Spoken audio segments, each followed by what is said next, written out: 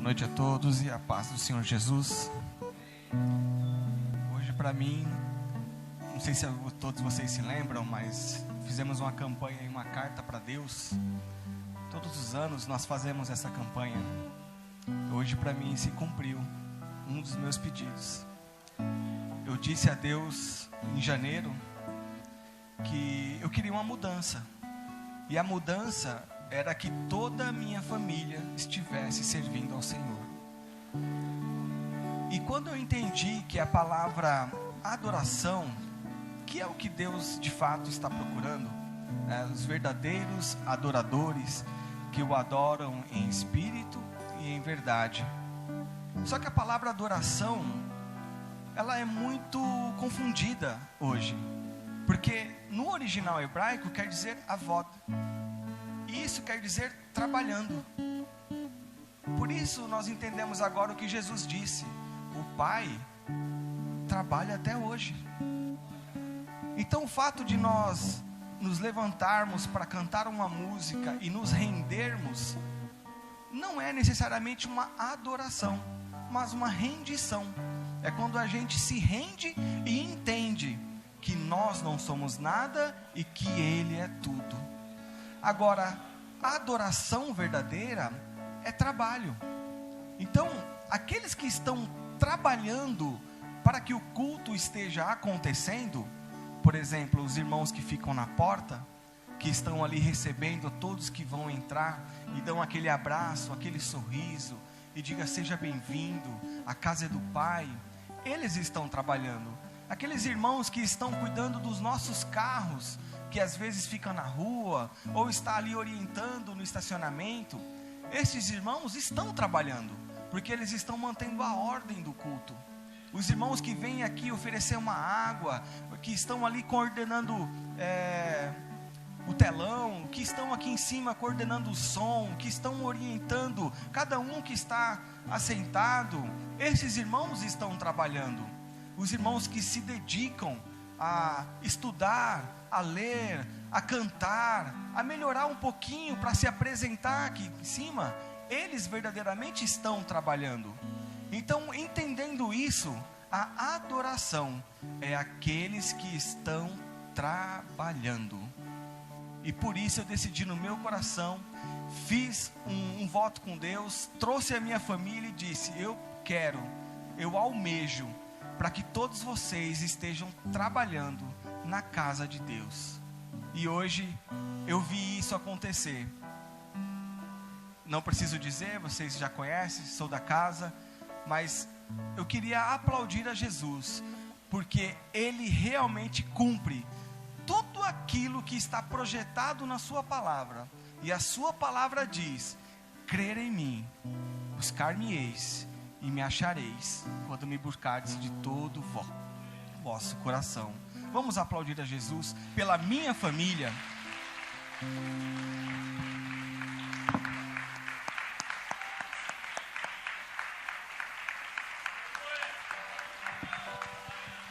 E para você que de repente não tem toda a sua família aqui, a esperança.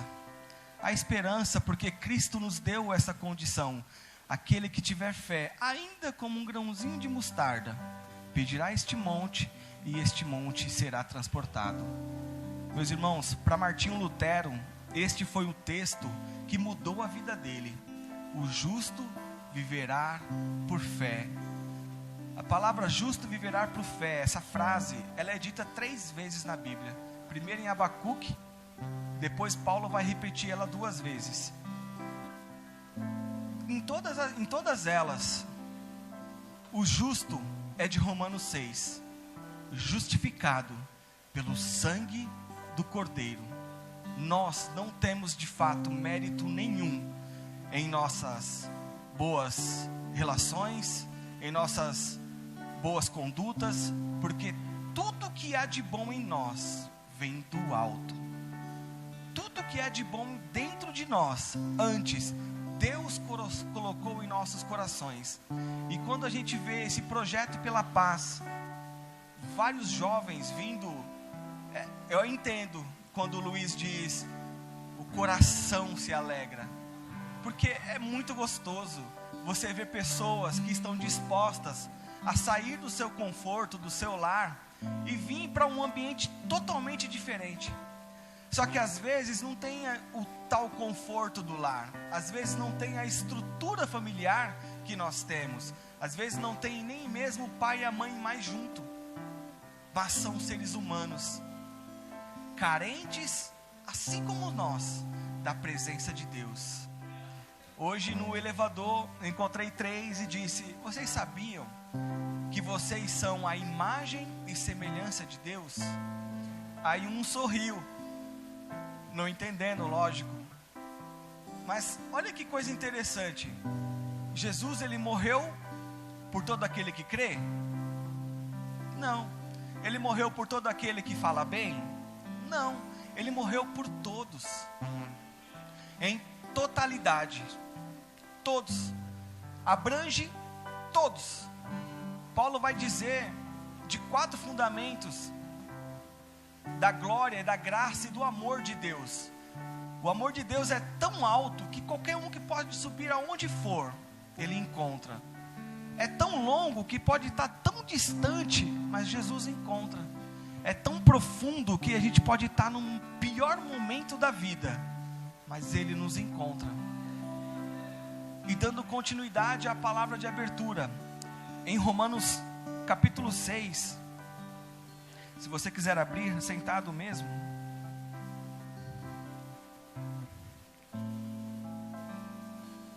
Romanos capítulo 6, versículo 6 também. Diz assim a palavra de Deus: pois sabemos isto, que o nosso velho homem foi com ele crucificado, para que o corpo do pecado seja desfeito, a fim de não servirmos mais ao pecado, porque aquele que está morto já está justificado do pecado. Agora o 9: pois sabemos que, havendo Cristo ressurgido dentre os mortos, já não morre, a morte não mais tem domínio sobre ele. E agora o verso 19: falo como homem, por causa da fraqueza da vossa carne, pois assim como oferecestes os vossos membros à escravidão da impureza e da iniquidade para a iniquidade, assim apresentai agora os vossos membros para servirem à justiça para a santificação. Aleluia. Quero apresentar nesta noite Jesus em 3 fases: como o bom pastor, como o grande pastor e como o supremo pastor. Como o bom pastor, relacionado ao Salmo 26, ele nos libertou da culpa do pecado. Como foi dito, o mérito é todo dele, todo dele. E ele já nos libertou da culpa do pecado. A culpa que estava sobre nós, agora foi imputada nele. E esta culpa imputada nele, quer dizer que nós não tínhamos condições de reaver, ou de pagar tal dívida. Então, o Salmo 22 vai dizer que nós somos tão desonrados, mas tão... A palavra é meio dura, mas na verdade é algo bem simples. Nós somos tão desgraçados, sem graça. Sabe o que é sem graça? É fora da presença de Deus. Como ser humano normal, comum, é o que somos. E o salmista no Salmo 22 vai dizer que ele tem vergonha de se apresentar junto àqueles que estão servindo a Deus, porque ele não sente honra nele. Mas é uma verdade, nenhum de nós aqui temos honra por si próprio. A nossa honra vem do alto, porque ele pagou um preço sobre as nossas vidas. E também no Antigo Testamento, o sacerdote ele tinha que fazer o quê? Uma vez por ano, ele pegava ali o sacrifício, o bezerro, apresentava a Deus para cobrir toda aquela multidão de pecado do povo. Jesus, com um único ato, assim como Deus lá no Éden teve que fazer o primeiro sacrifício para cobrir toda a impureza, toda a maldade, toda a lascívia, tudo aquilo que é mal. próprio Deus matou um animal e cobriu tudo isso em Adão e Eva, que era o povo da época. Cristo, ao morrer na cruz, ele ali propiciou para todos os seres humanos, não deixou nenhum de fora, a condição de agora sermos feitos limpo pela sua palavra, pelo seu ato. Como grande pastor, ele nos guarda, ensina e cuida de todos os detalhes de nossas vidas, como está escrito no Salmo 23, né? Ele é o meu pastor e nada me faltará. É algo meio contraditório, né? Porque eu sei que ele é meu pastor, mas até ontem eu sentia falta da minha família servindo a Deus. Então me falta alguma coisa. Então tem alguma coisa errada com o texto? Não, é que a Bíblia ela foi traduzida e não transliterada. Tradução é pegar uma palavra e aproximar ela do que é hoje. Transliterada é buscar a etimologia lá do passado e mostrar a raiz e o fundamento daquela palavra. E a palavra original aqui é Adonai Roi Lo Harsei, que quer dizer: o Senhor é meu pastor e Ele não me faltará. Aí faz mais sentido, porque eu posso ter falta de muitas coisas nessa vida. Afinal, o próprio Cristo disse: no mundo tereis aflições, mas tem de bom ânimo. Eu venci, Ele venceu. E Ele venceu, e todo aquele que se achega a Ele, que se funde a Ele, que entende que Ele é o Todo-Poderoso, agora Ele nos dá o direito de uma herança, co-herdeiro. Nós fomos adotados pelo seu próprio desejo, fomos feitos filhos de Deus, não por vontade própria nossa, nem da carne nem do sangue, mas pela própria vontade de Deus. Quando nós lemos a parábola das 10 virgens, fica uma pergunta no ar: cadê a noiva? Uns falam que as 5 prudentes é a noiva e a outra não, e na verdade não é isso que o texto diz. O texto diz que havia 5 prudentes e 5 que não eram prudentes, mas não fala da noiva, fala que o noivo está vindo. Por quê? Nós entendemos agora o que Cristo disse: e virão muitos do Oriente. Quem é do Oriente? Israel. E virão muitos do Ocidente. Quem é do Ocidente? A igreja. Você é a igreja? Então você também vai ter um encontro com Ele maravilhoso. Só que o reino de Deus, ele pode estar sendo partilhado ou não. Aconteceu comigo muito tempo dentro da casa de Deus, mas ainda o reino de Deus não estava dentro do meu coração. Acontece com muitas pessoas. Com Pedro aconteceu também. Foi obrigado a negar Jesus. Por quê? Porque o reino de Deus ainda não tinha penetrado. Mas após a sua conversão,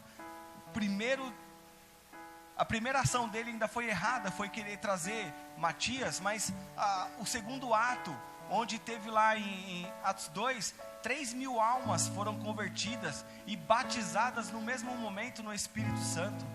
Então, nós temos uma vida antes de Cristo e uma vida depois de Cristo. Antes de Cristo, Ele não conta nada, uma das nossas aflições, nenhuma dos nossos pecados. Ele vai começar a contar após a nossa vida restaurada nele. E aí sim, Ele começa a procurar os verdadeiros adoradores, avod, aqueles que o adoram trabalhando, aqueles que fazem algo. E uma vez dita, uma palavra só, que você de repente fala no seu emprego, fala na sua casa, fala no seu convívio social, Jesus morreu por todos, o galardão começa a ser contado a partir daí. Olha que coisa linda. Não precisa muito, não precisa de microfone. Esses dias nós estávamos evangelizando aqui na porta, e a irmã, eu não esqueço o nome dela, mas a irmã que está sempre evangelizando, sempre ali fazendo, e ela querendo mais. E ela disse: nossa, minha idade não é muito, já é avançada, eu queria fazer mais, mas não posso. E aí eu disse a ela o testemunho do próprio Paulo, quando ele escreve a carta a Filemão, e ele diz: Filemão, você não tratou Onésimo do jeito certo, mas agora ele está comigo e eu vou devolvê-lo aí, e você vai aceitá-lo aí, e se tiver alguma dívida, pode colocar no meu nome. assim como Cristo fez por nós. E ele diz: porque eu, Paulo, mesmo sendo velho, mesmo estando algemado, mas nunca deixei de gerar para Cristo. Olha que coisa linda. Não importa a sua idade, não importa o seu conhecimento, não importa o seu nível intelectual, não importa o seu poder aquisitivo, não importa absolutamente nada, desde que você proponha no seu coração servi-lo com aquilo que você tem. Às vezes nós vemos muitos jovens, mas quem estava ali evangelizando era uma senhora, e ela faz com amor, com graça, e ela alegra a vida daqueles que estão próximos. Tem pessoas que servem a Deus com simplicidade, não precisa de muito. E quando eu vejo jovens dispostos a servir a Cristo com cumprimento de horário, hoje eu fui pressionado: não podemos chegar depois das 18, tem que chegar antes, porque nós temos que treinar, nós temos que trabalhar um pouco melhor. Dedicação. Sabe onde a gente aprende isso? Dentro de casa.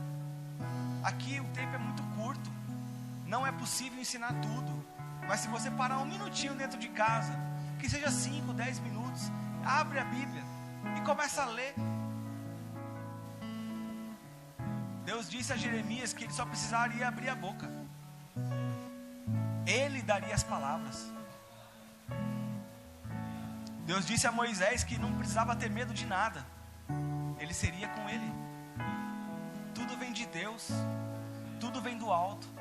Somos meros mortais aqui, e qualquer um que se dispor a fazer algo para Deus vai conseguir fazer. Eu queria que aquelas crianças estivessem aqui, eu queria falar para elas essa mensagem. Estão ali no fundinho. Essa mensagem é para vocês. Mesmo que vocês não estejam no seu lar, pai e mãe em equidade e equilíbrio, vocês têm um poder muito grande. Se vocês dobrarem o joelho, e não precisa nem sair nenhuma palavra, mas se uma lágrima descer dos olhos de vocês, e ela for sincera, Deus muda a história da sua família. Deus muda a história da sua família. Sabe por quê? Mudou a minha.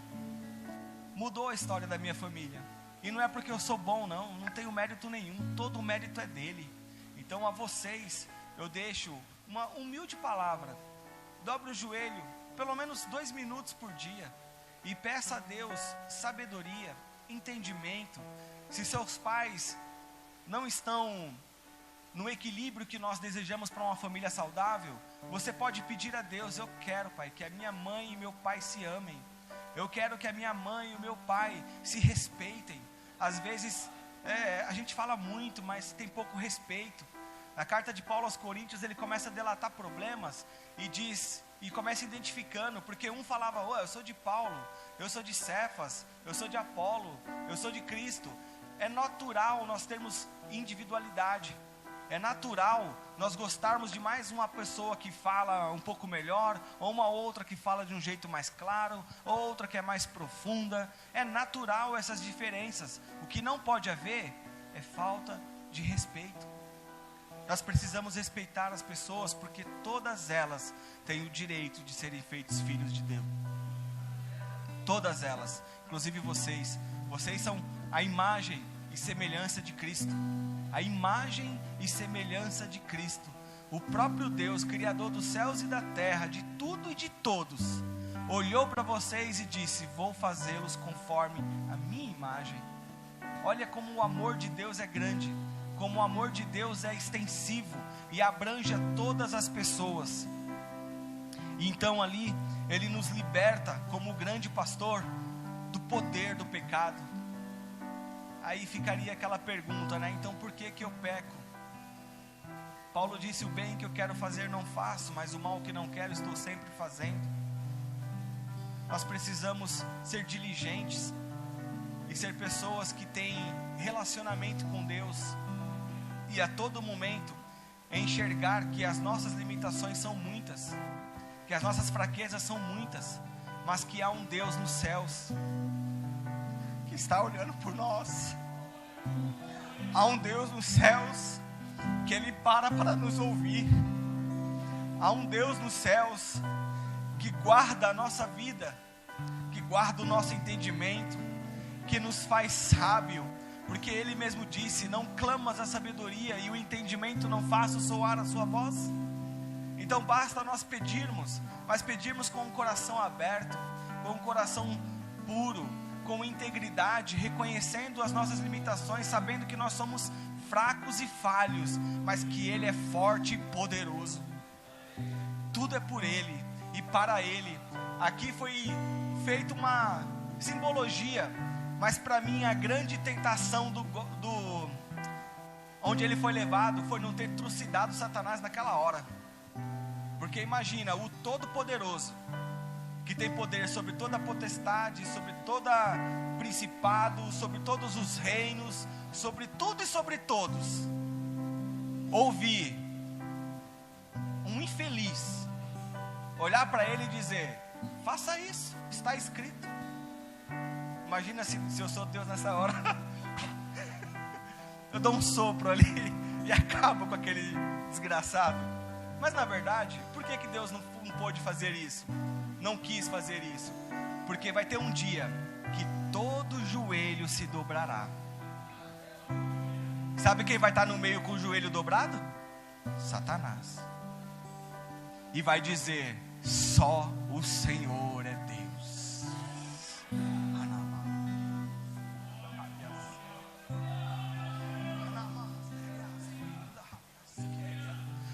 Só o Senhor é Deus. Todo joelho, de todo principado, de toda potestade e do próprio Satanás, vai reconhecer naquele grande dia. Então por isso Cristo nunca o destruiu. E aí no Salmo 23, então ele nos liberta do poder do pecado. E agora no Salmo 24, fazendo um paralelo com Romanos 6, porque nos libertou primeiro da culpa do pecado, nos libertou depois do poder do pecado, e agora há uma promessa: vai nos libertar da presença do pecado. Eita, que dia glorioso! Hoje nós servimos a Deus com coisas pequenas, com o nosso tempo tão curto. Um pouquinho só a gente dá para Deus. Agora imagina o dia que será completo, o dia que não terá prazo, que não terá horário, mas que simplesmente vamos estar adorando Ele em verdade e em espírito, sem dormir, sem pressa para ir para casa, sem pressa para chegar, sem ter um trabalho, uma responsabilidade, mas apenas servi-lo como Ele lindo é, e dizer a Ele, aliás, e ser recebido por Ele: bem-vindo, benditos de meu Pai. Aleluia. Ele disse em João 14 que Ele ama aquele que guarda os seus mandamentos, aquele que guarda para não pecar contra Ele. E Ele diz que virá e vai se revelar a eles, trazer todos para perto. Hoje a gente sente a presença de Deus em um grau muito pequeno. Imagina o dia em que será constante, gozo e paz eterno, gozo e paz eterno, sem dor de cabeça, sem preocupações, sem remédio para comprar porque eu preciso parar uma dor, sem trabalho porque eu preciso pagar uma dívida, sem preocupação de meu filho não estar perto de mim, do meu pai não estar perto de mim, da minha mãe não estar perto de mim, sem preocupação nenhuma.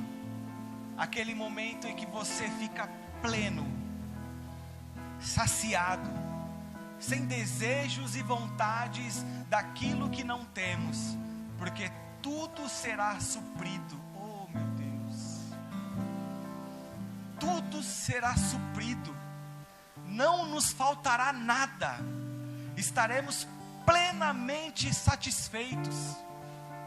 Meu Deus. E Ele, como nosso supremo pastor, nos libertará dessa presença do pecado. E aí o Salmo 24 eu quero ler. É um salmo que declara a nossa vitória. E ele começa dizendo: do Senhor é a terra e a sua plenitude, o mundo e todos os que nele habitam. Pois ele afundou sobre os mares e afirmou sobre as águas. Quem subirá ao monte do Senhor? Quem estará no seu santo lugar? Aquele que é limpo de mãos e puro de coração, que não entrega sua alma à vaidade, nem jura enganosamente. Este receberá do Senhor a bênção, a justiça de Deus, a sua salvação. Tal é a geração daqueles que buscam a tua face, ó Deus de Jacó. Levantai, ó portas, as vossas cabeças, levantai-vos, ó entradas eternas. Entrará o Rei da Glória. Quem é este Rei da Glória? O Senhor forte, poderoso, o Senhor poderoso na guerra. Levantai, ó portas, as vossas cabeças, levantai-vos, ó entradas eternas, e entrará o Rei da Glória. Quem é esse Rei da Glória? Aleluia! O Senhor dos Exércitos. Ele é o Rei da Glória.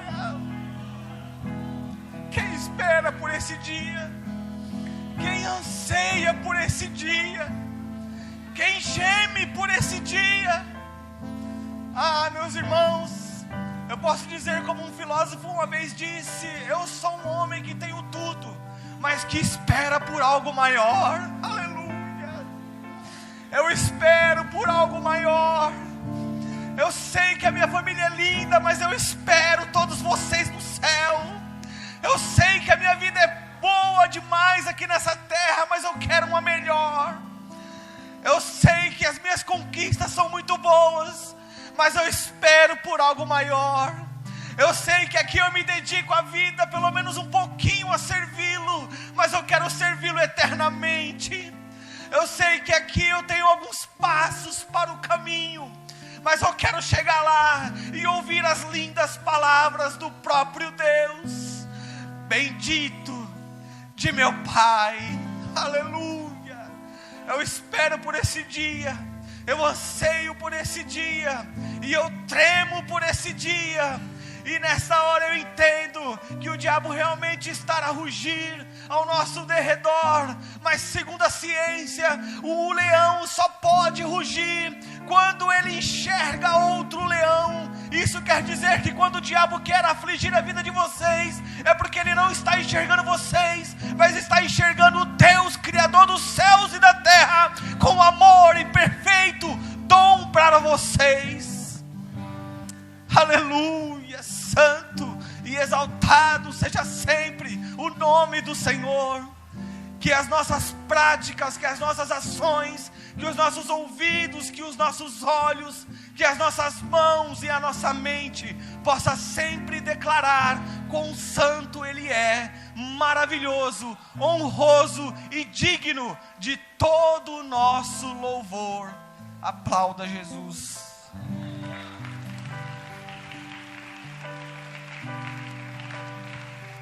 Eu quero te dizer nessa noite que assim como foi nos dias de Noé, uma arca foi construída, o evangelho foi pregado, as pessoas não entenderam, mas após entrar todos os pares de animais, e toda a família de Noé que entendeu e aceitou, a arca ainda ficou com as portas abertas por 7 dias. Qualquer um poderia entrar, basta querer. Quero te dizer nesta noite que a arca está aberta. A porta ainda não se fechou, mas um dia ela vai se fechar. Entenda hoje que o retorno para Cristo é o início de uma vida plena e gloriosa em nome de Jesus.